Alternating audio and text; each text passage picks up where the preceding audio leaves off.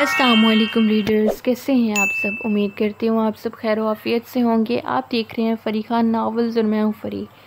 आज हम रीड करने जा रहे हैं इश्क़ हकीकी का सफ़र की episode number 44 Tahreer Fari Khan. So let's start the video. अगर आपको मेरी वीडियो अच्छी लगे तो चैनल को लाइक शेयर और सब्सक्राइब करना मत भूलिएगा।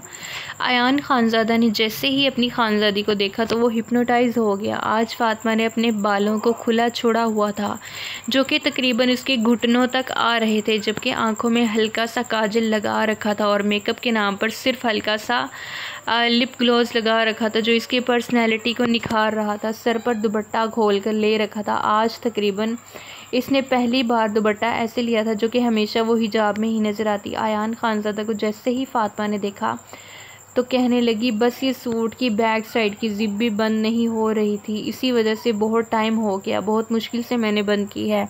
आयान खानज़ादा तो जैसे ख्वाब किसी कैफियत में था। बोला कि अब हो गई। फ़ातिमा घबरा कर बोली, जी पर पूरी तरह से बंद नहीं हुई, हाफ़ बंद हुई है, मैं अनाया से बंद करवा लेती हूँ। आयान खानज़ादा चलता हुआ फ़ातिमा के करीब आया, जबकि इसका रुख पीछे की जानिब फेर कर इसकी हाफ खुली ज़िप को देखने लगा जिसके नीचे से इसकी दूधिया स्किन चमक रही थी।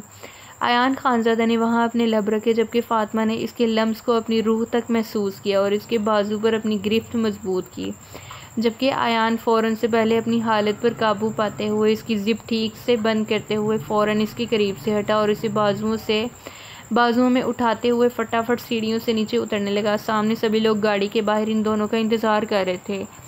सब लोग इन्हें देखकर हंसने लगे और सबके दिल से इन दोनों के लिए दुआएं निकली। जैसे ही आमना खानज़ादी और जायशा खानज़ादी ने अपनी बेटी को देखा तो वो देखते ही रह गए। सादगी में भी वो कमाल ही लगती थी।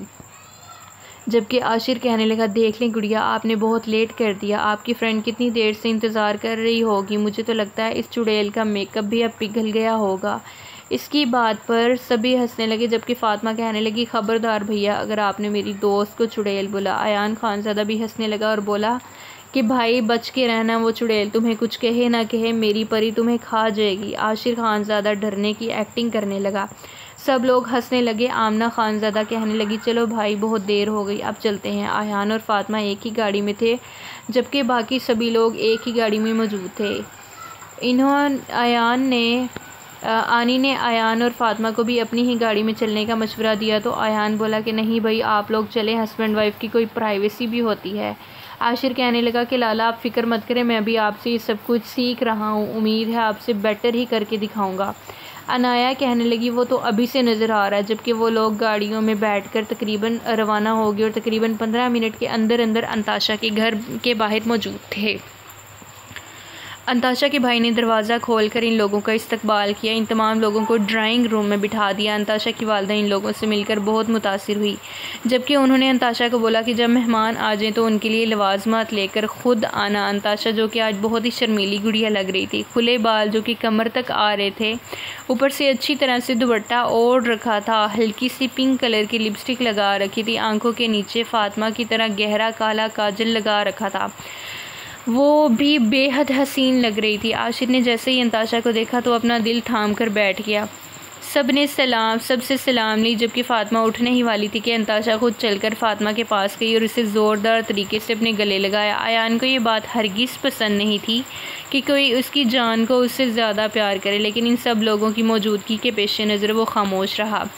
पर इसके चेहरे के एक्सप्रेशन बता रहे थे कि इसे इन लोगों की इस अमल की वजह से आयान को अच्छा नहीं लगा। आमना खानज़ादा ने बात का आगाज़ किया और बोली कि महक भाभी और भाई ने आपको बता दिया होगा कि हमारा ये बेटा, उन्होंने आशिर की तरफ इशारा किया, आपकी बेटी में इंटरेस्टेड है और माशाल्लाह से वेल सेटल भी है।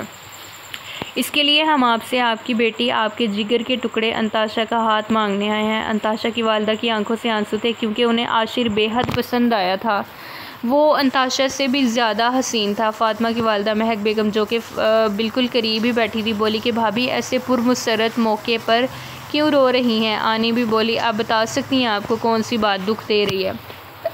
जबकि अंताशा की वालिदा कहने लगी कि अंताशा अभी सिर्फ 10 साल की ही थी तो इसके बाबा इसे छोड़कर चले गए। मेरे बच्चों ने बहुत मुश्किल वक्त में अपना बचपन गुजारा है। आपका बेटा बहुत अच्छा है, लेकिन हम लोगों की हैसियत नहीं आप जैसे ऊंचे लोगों में बैठने की। जायशा खानज़ादा ने अंताशा की वालदों को अपने सीने से लगाया और बोली कि अगर स्टेटस की बात होती तो हम आज यहाँ मौजूद ना होते। हम खानज़ादा हैं और हम फीलिंग्स की कदर करते हैं।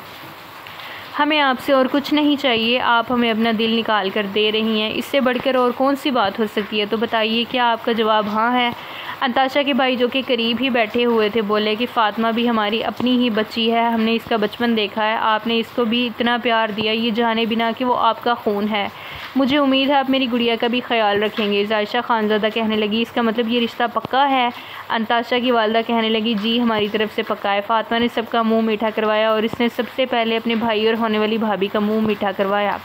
फ़ातिमा कहने लगी, अब बहुत मज़ा आएगा, ये चुड़ैल हमारे घर आएंगे। अंताशा की वालदा फ़ातिमा की ये बात सुनते हुए हंसने लगी, जबकि अंताशा का मुंह बन गया। जायशा खानज़ादा बोली कि हमें शादी जल्दी करनी है। फ़ातिमा और अंताशा आपकी बार अंदर उठकर चली गई।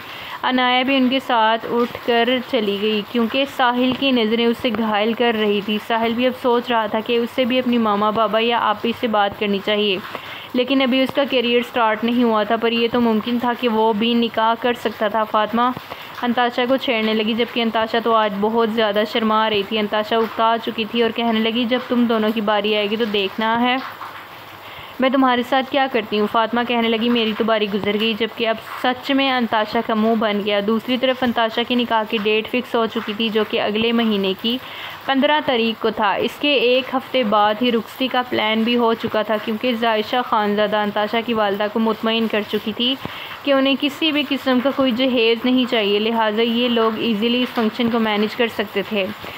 ये लोग खुशी खुशी वापस अपने घर की तरफ जा रहे थे, जबकि आयान खानज़ादा भी अपनी खानम को अपने साथ लेकर ड्रॉप करने जा रहा था और बोला कि अपना बहुत सा ख्याल रखिएगा और मेडिसिन प्रॉपर लीजिएगा, मैं डेली आपसे फ़ोन करके पूछूंगा। फ़ातिमा हाँ हूँ में जवाब देती रही, क्योंकि इसे अपने खान की अब शायद आदत पड़ चुकी थी।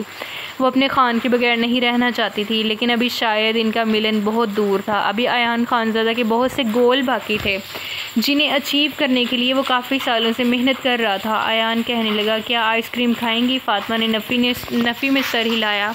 आयान फिर भी ज़बरदस्ती से आइसक्रीम पार्लर ले आया और अपनी खानज़ादी को अपने हाथों से आइसक्रीम खिलाई।